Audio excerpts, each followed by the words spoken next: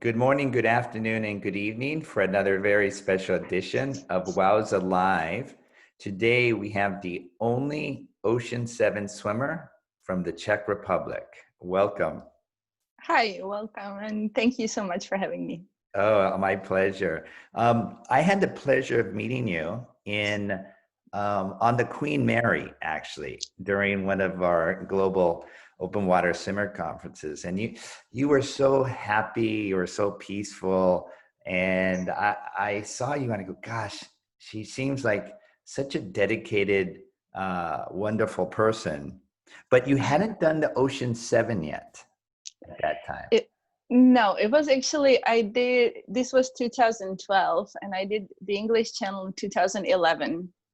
And then somehow I got inspired to swim around Manhattan. So that was, 2012. And then we came to, to Queen Mary because Sri Chinmoy was honored as the honor administrator. He's the founder of our marathon team. And at that time, I actually got your book and you inscribed really nicely, like, good luck beyond the shore. And I had no idea, I didn't plan any swims. So it was like, who knows what's going to happen? And then, all these swims came my way. Yeah. And let's go back. How did you get into open water swimming? What was the first? I was a competitive swimmer as a child, but my main stroke would be breaststroke. So when I found out that Sri Chinmoy Marathon Team organizes a swim across Zurich Lake, we formed a relay. And I remember I was doing breaststroke, and I think we did it twice. And one time we didn't even make the cutoff. So that was kind of my first experience with the open water. And I mean, I liked it, but there was no continuation to that. And then my friend, she wanted to do an English Channel solo. And since she knew I was a swimmer, she asked me to be her helper on the boat. And then somehow the solo swim turned into a relay. So I became a part of that relay, and it was international. My friend Vashanti from Germany was part of that relay, and another friend from Iceland. And I remember I was a little bit seasick, but it was kind of okay, but it was super cold. And I was just like, we were there training for the cold water, but after, getting out of the water, we couldn't even drink because we were shaking so much. And then I was calling home and I was telling them, if ever I want to do a solo, please tell me it's cold and not to do it. And then, basically 1 year after the English Channel, I did a Zurich Lake solo swim, and I was cold again, but then I knew, if I gain weight and I, swim in the cold water, I should be fine. And my friends, they were telling me, it's cold, but then, the philosophy of Sri Chinmoy Marathon Team is self-transcendence, kind of trying to see what you can do. And I guess being part of that relay made me want to do more, even though my mind was telling me, it won't be easy. But I guess I was hooked. Yes, great. Can you give us a little more information on your team and your philosophy and everything that you and the members have done? Basically, Sri Chinmoy Marathon Team was founded in 1977, which is a year actually when I was born. And it was founded by Sri Chinmoy. And Sri Chinmoy, he was not only a sportsman, but he was mainly a meditation teacher. So that's also how I got into, all these extreme sports, is that I started meditating with him. And he was kind of a modern yogi. So he didn't say go to a cave and meditate, but basically he said, do some sports to keep your body healthy and to not be lazy and stuff like that. So, when I became a member of Sri Chinmoy Marathon Team, I started running. So I started with, 2-mile races that we do, then half marathon, and I ended up with a 6-day race. And then somewhere along that way, I found out that there were members who did the English Channel. So that I registered that, and it inspired me, but it wasn't that I kind of, I want to do it. But people around me, they were doing things that when I first started, I would think they were not possible. Someone would run 3,100 miles, which is a race for 50 days. And people can do it, because so much of the extreme sports is about believing that you can do it, and kind of not being discouraged by our mind that tells us, you can't, or why would you do it, and stuff like that. So it was very inspiring for me to also see, starting with the running. I wasn't a runner before. I liked sports, but I wasn't, a runner or a swimmer, proper swimmer. But I like the idea of trying to go beyond what I think I can do. And since, ultra running was starting in Czech Republic, and we as a team, we were organizing, 6-hour races and 12-hour races and 24-hour running races. So I had to try them out, to see if I can do it. So that somehow it evolved. And then basically swimming came into that. Oh, sorry, I can't hear you. I can't hear you. What's? I'm sorry. That was my fault. Good. So you've done 24-hour run before, and you've done a 21-hour swim across Molokai. What's the difference between swimming for a day and running for a day?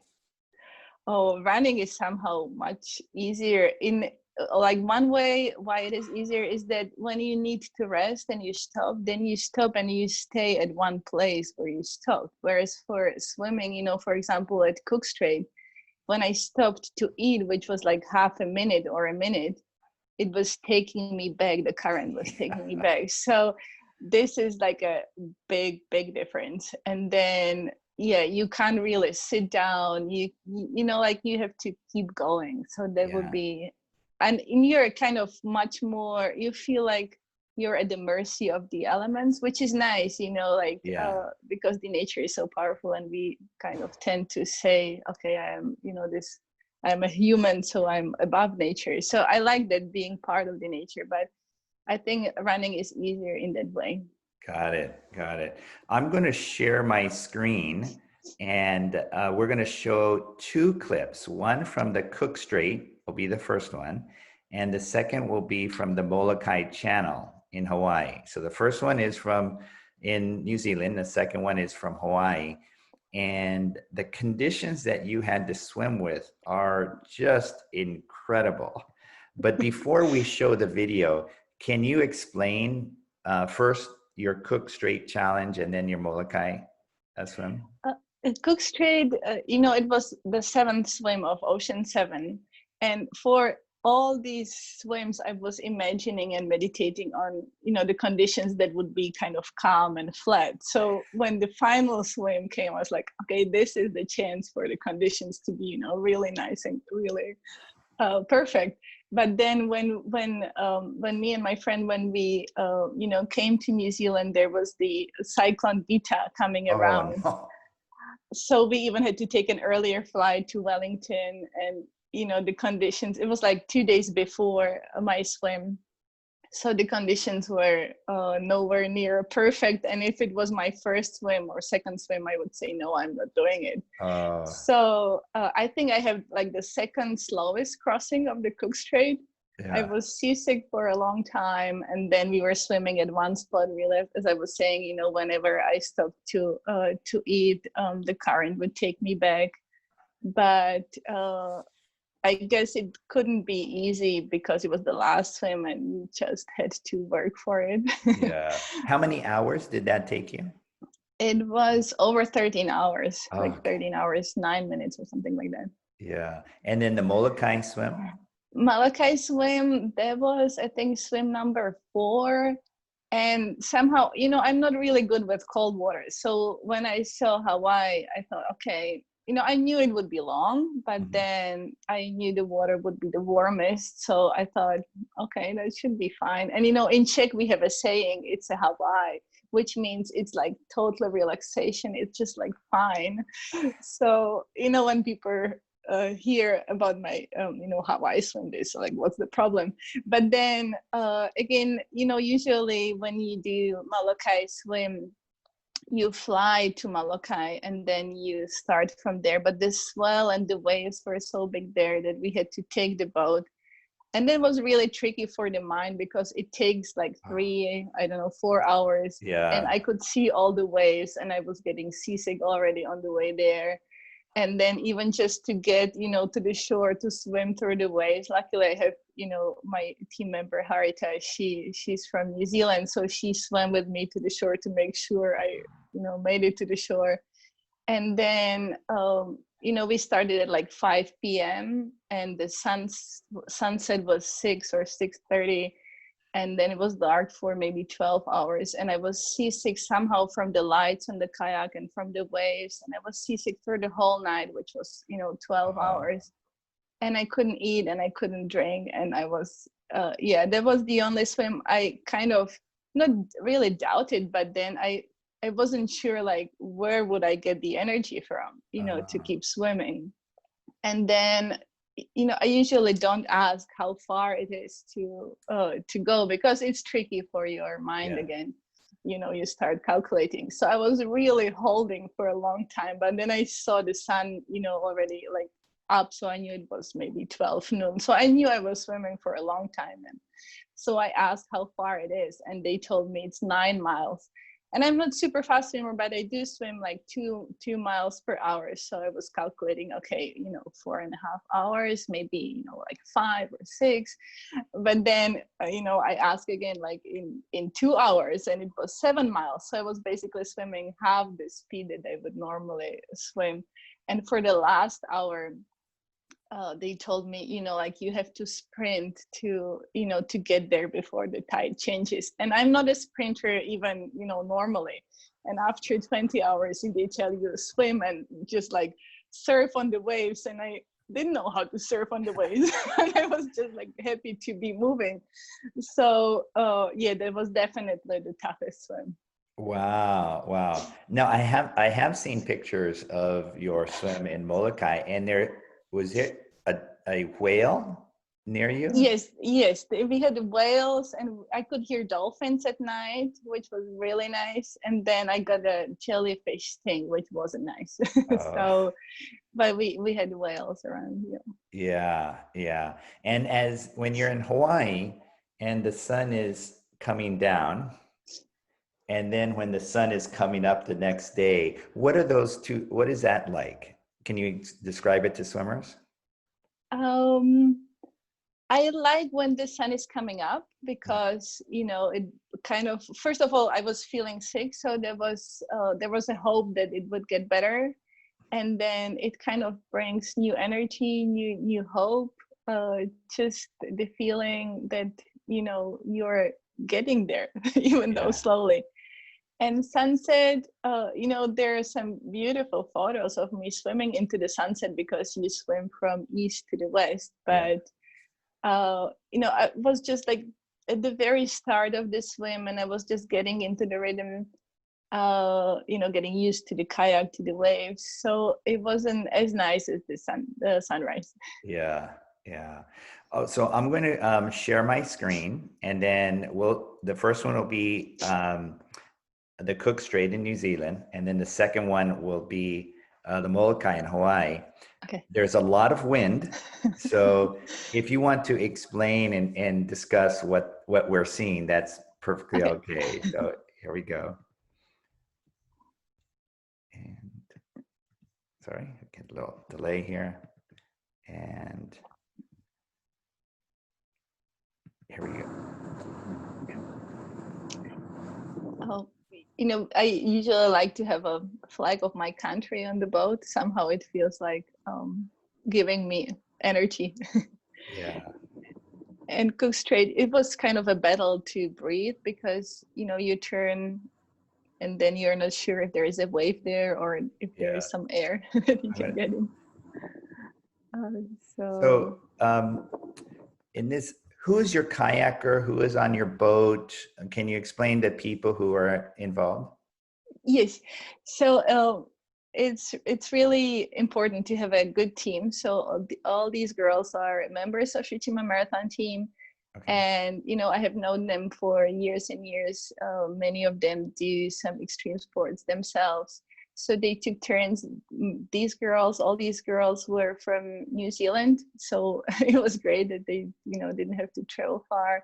Yeah. And they really know me well. You know, they know what I need. If I, you know, just, I don't have to tell them too much, but they know. So they were a great team. Got it. And that's also very important. So your team actually does extreme sports. So they know what you're going through physically and mentally. Yes, exactly. So they can kind of feel. Yeah. Were there some special word or phrase, maybe in the Czech language or something that they say to you that helps you when you're getting stung by jellyfish or something? We have some kind of, you know, meditation mantras that we would, you know, like I would inwardly repeat, or, you know, they could also, you know, try to send their positive energy. So especially in Hawaii, you know, we had friends around the world, and they knew, you know, I was struggling. So they were all kind of praying and sending their positive thoughts. And then we had the whiteboard, and they would write like inspirational quotes there. So that also helped. If it wasn't too, you know, choppy and I couldn't read, but usually you know, I could read. Yeah. And now we're going to show the Molokai Swim. And this is crazy. This is absolutely crazy.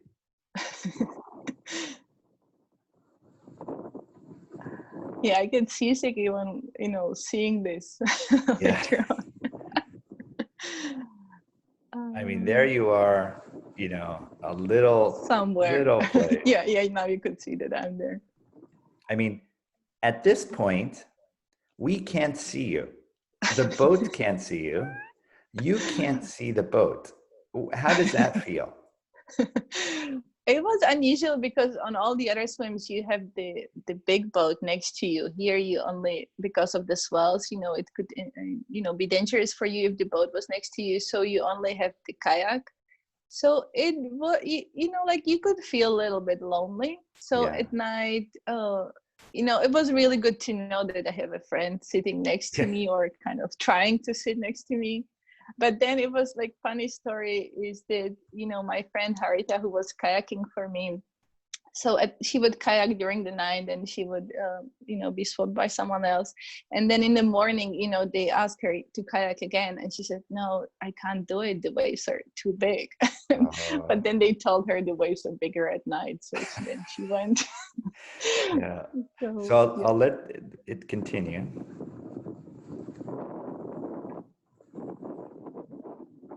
And I never experienced anything, you know, like you feel totally like a tiny feather, and then the ocean is doing whatever it wants with you, and you're just trying to somehow go with it. Yeah. Do you only breathe on one side, or do you breathe on both sides? Where do you put the kayak near you? Both sides. So it doesn't really matter which side the kayak is. Okay. And then describe people in the Molokai channel. Do you, you're only looking at the kayaker, correct? Mm-hmm. And then the kayaker is going along the line with the escort boat. Yes. And you had a light at night or on your swim cap? Yes, swim cap and also swimsuit. So two lights. Yep. Yeah. And then did you have any kind of shark shield or any kind of protection against sharks? We had it attached to the kayak, but then sometimes the kayak was, you know, a little bit further away from me. But then definitely one of the girls were in charge of, you know, replacing it every 4 hours. Yeah. And, you know, when we came to Hawaii, we were there with the Peace Run as well, which is a relay with the Peace Torch. And we had one event before the swim.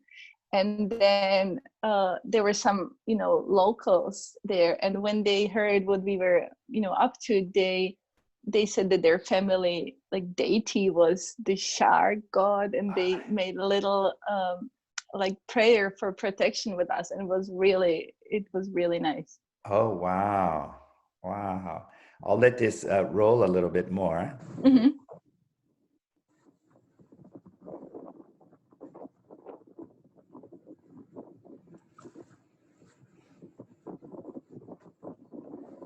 I mean, at this point, we can't even see you. No. And this continued for 21 hours. Yeah, pretty much. Like it got, like the night was probably the worst, but then the waves were basically, even to get me to the shore, you know, the pilot, he went into the water and swam with me to the shore to make sure, because we, you know, you land at Sandy Beach, which is a surfing beach. So again, you know, like you have to watch out for the waves and make sure, you know, he wanted to make sure I would be safe, Yeah. which was really nice of him. I mean, I keep on looking at the Molokai Swim video. I mean, this is another part of the swim. I mean, Yeah, I think. Mm-hmm. No, yeah, again, it was definitely the toughest. And then, you know, like after this swim, actually on the day of the swim, we had some school visits planned with the, you know, with the Peace Torch. So like in the morning, and it was holiday the day before, so we couldn't tell them, you know, we can't come because we're doing this swim. So in the morning, you know, they had to call the school to tell them we would have to postpone our visit.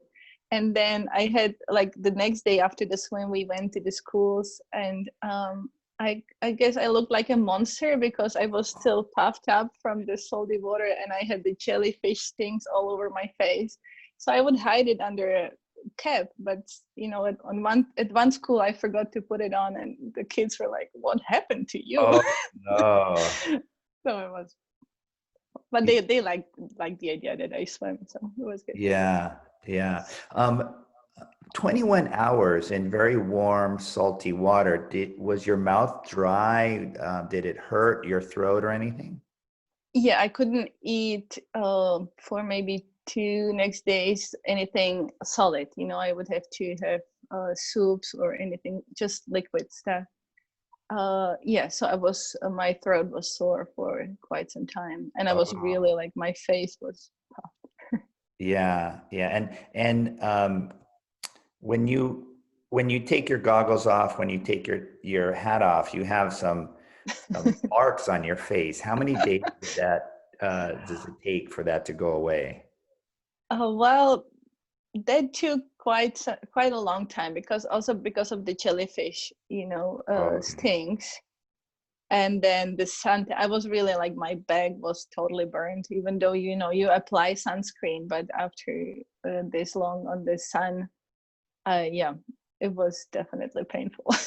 Yeah, yeah. And I'm going to share my screen again because you shared some photos with us. I mean, it's Yeah, just incredible. yeah, I'll do it yeah, the again. one is the monster one. Yeah. Well, this is actually the finish in Uh-huh. Molokai at Sandy Beach. Yes. And I think I see the kayak. Is that in the middle there? Yes, but then basically he couldn't go all the way, so I swam with Mike, with the pilot. And it Okay. was nice because the Coast Guard, they could see us coming, so they announced there's a swimmer coming in. So when I got out, you know, people were clapping, which was really nice. Oh, wow. Very, very, very nice. And then I have another one here. Um, and this is in Catalina. Catalina, yeah. And how many dolphins were following you? Oh, it was kind of almost at the end, Uh-huh. and they was like, well, I don't know how you call it. A few, like a whole A pod. pack, a Yeah. pot. And actually, Catalina was is my favorite crossing, and because of Catalina, I was, you know, like, I decided to continue because it was just so beautiful. with the bioluminescence, and then the conditions were kind of really nice.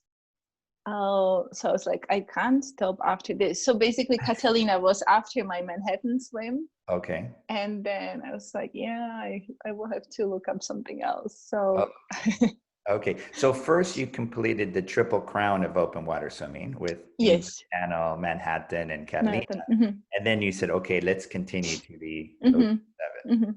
Yeah. Yeah. Yeah. But then still, still there was the cold North Channel. Yes. So I still wasn't sure I would want to do, the Ocean 7. But then I always wanted to do Robben Island swim, in South Okay. Africa, because I really admire Nelson Mandela. So I booked that swim for the next year, which was in March. And then the water there was super cold. It was like 9 and 10 Celsius, which I don't know how much it is in Fahrenheit, but it's like much colder than any of the other swims. And I survived, but just survived that swim. And so then I thought maybe this is like indication for me to to try North Channel as well. So that was when I decided that I would do the Ocean 7. Okay. So how long was the Robben Island swim? It's 7.5K, which is like 4.5 miles. And it took me 2.5 hours. But Okay. I was like, at the end, I was kind of veering off from the boat. So they were worried, I was getting really cold. But, like mentally, I was telling myself, Nelson Mandela, he had to suffer so much, while he was in prison there. So I was like, I have to do it. Yes, yes. And then, so that gave you the confidence to do the North Channel. Okay. And how was the North Channel? It was cold, but I really gained like extra weight, and I went to train. I stayed with my friends in Scotland. Okay. And the trainings, in the end, the training was probably tougher than the actual swim.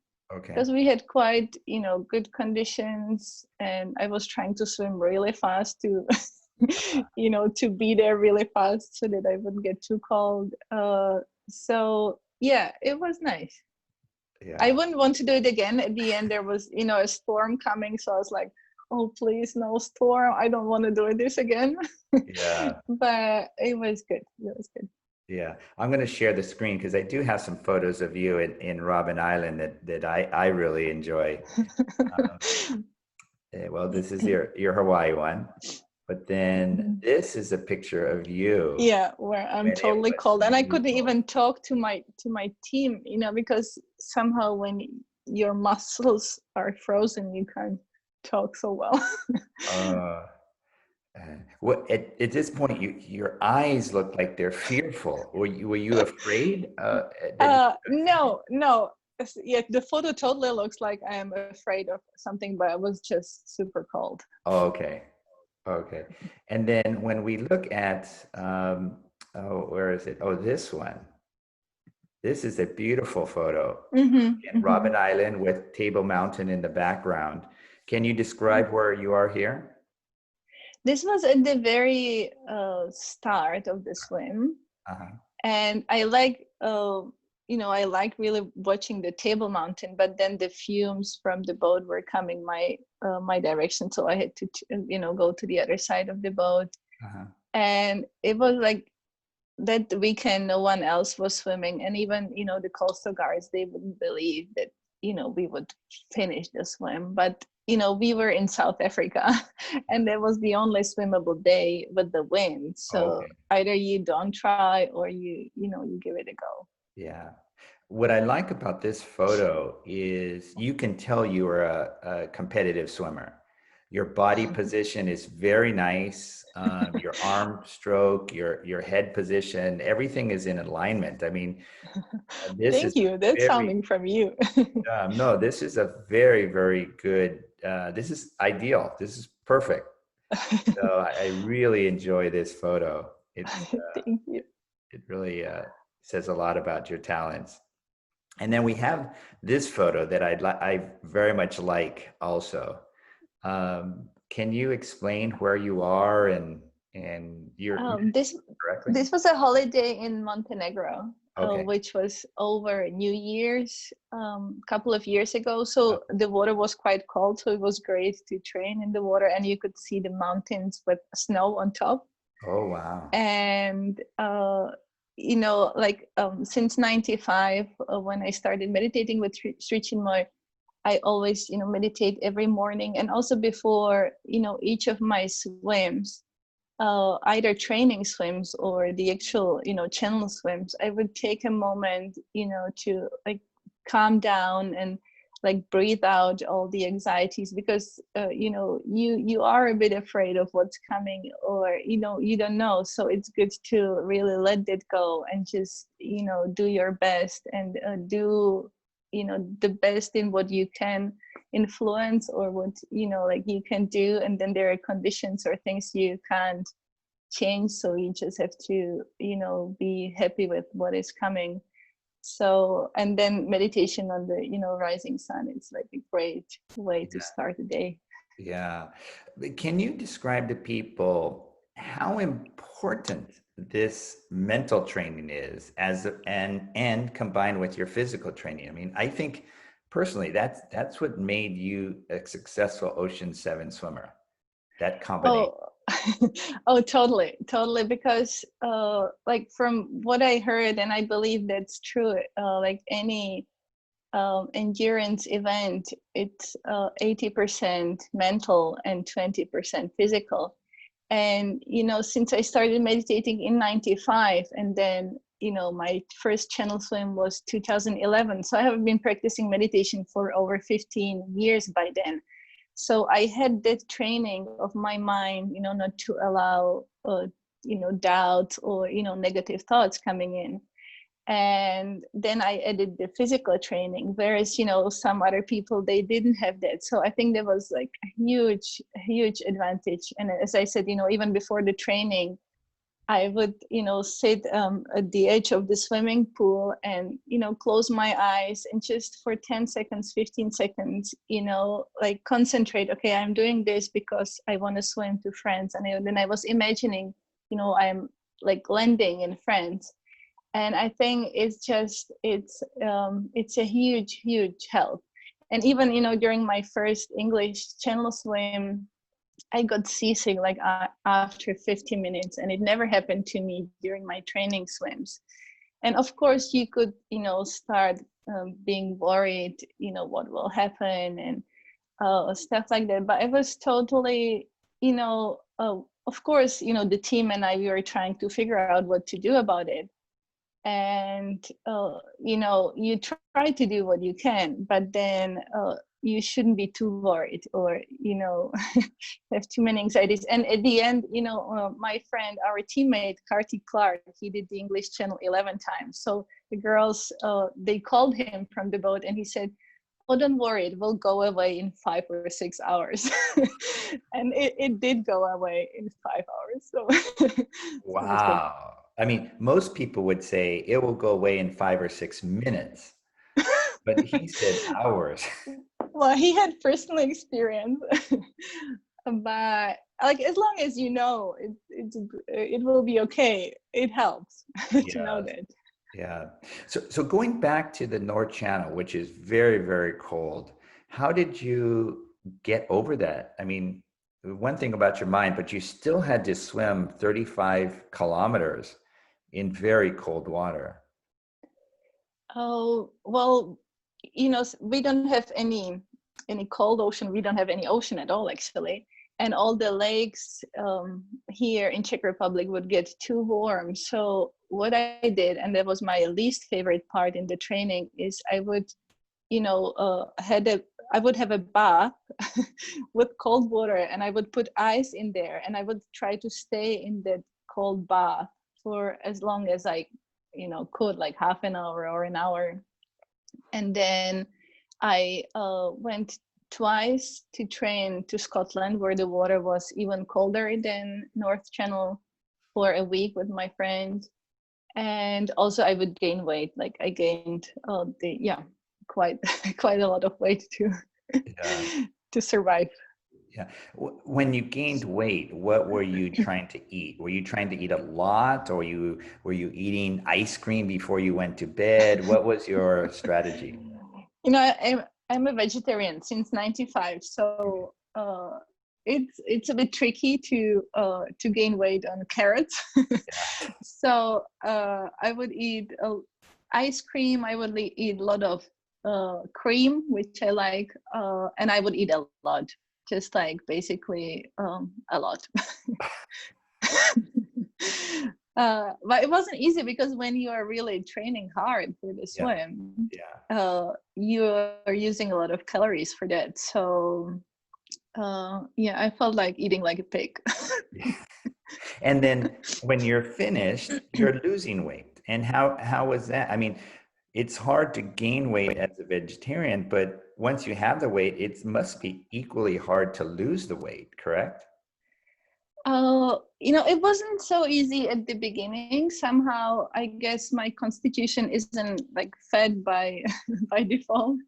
But now, like after a certain age, it got more difficult. But I still do like running and cycling. Okay. So I guess, but it's definitely more difficult than it was before.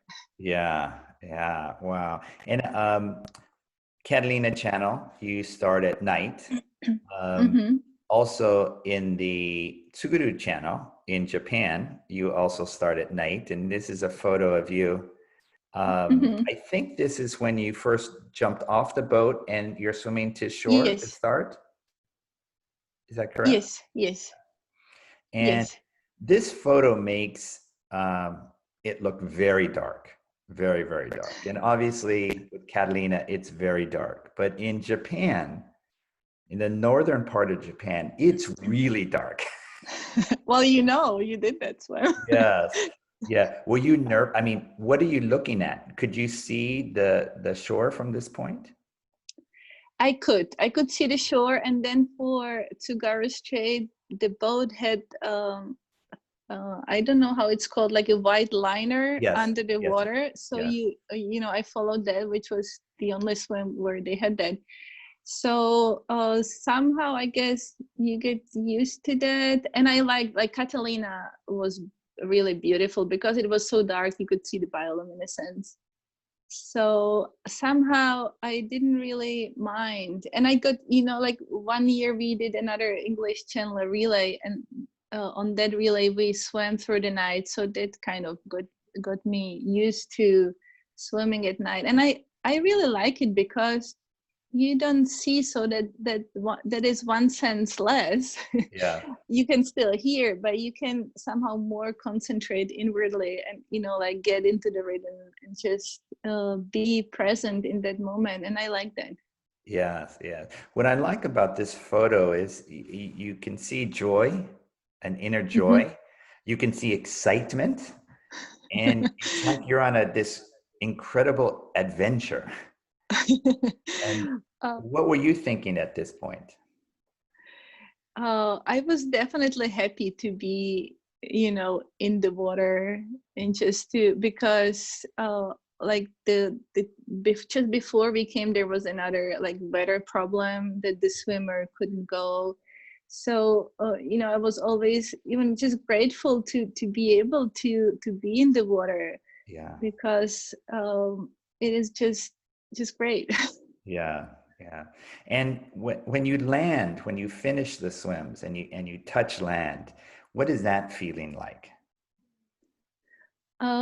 There, it's like a mixture of relief and gratitude, um, and just joy for, you know, doing it. Yeah, yeah. And when you finish, is it do you sit down? Do you raise your hands up? Do you thank?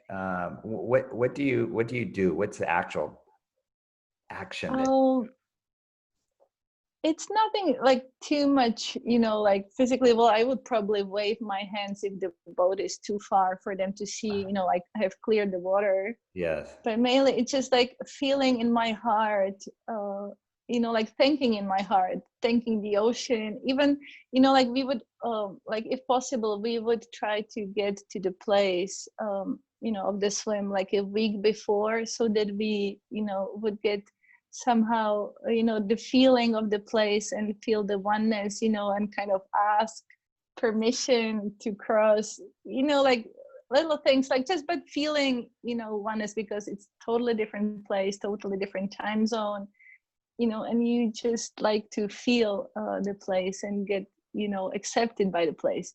And at the end, I wouldn't have too much time because they would want me to, to swim back to the boat, but just like tiny, a few seconds of feeling gratitude. Or if there was a swimmer, like one of the team members, one of the girls would swim with me sometimes to the shore, then we would have the Czech flag and we would take photo if possible. So Okay. that would be nice. Great. And what are your future swimming goals or extreme sport goals? Do you have any more plans? I was injured last year. I fell off a bike, so I'm still kind of dealing with my shoulder injury, but I do want to do some swims, possibly, in combination with the running and cycling. Uh-huh. So, yeah, nothing this year that had to, I had to take the time off, but I do want to do some more things. And also, in Zlin, we are organizing, again, as a Shrichima Marathon team, we are organizing a 6-hour swim in the pool. Okay. It's been like the 4th year now, and people do like it. And, if people need to train for the English channel, they do like to come to do our swim. So that's another thing. And also the torch relay, the peace run. Yeah. Next year, always every 2 years, we run through all the European countries, and then the final of that will be in Czech Republic. So that's like one part that I want to, help with and do. So, but definitely swimming is there. I still love it. Well, thank you very much for your time. We just see you're such an inspiration and a beautiful person inside and out. No, thank you, Stephen. Thank you so much for coming up with the idea of Ocean 7, because I think it inspires so many people, because when you have a goal, then you put your effort in there, you get up earlier in the morning to do the training, and, by you coming up with this idea, it's really great, and it brought so much inspiration to people, including me. So I'm very grateful for that. Right. Thank you very much. Thank you.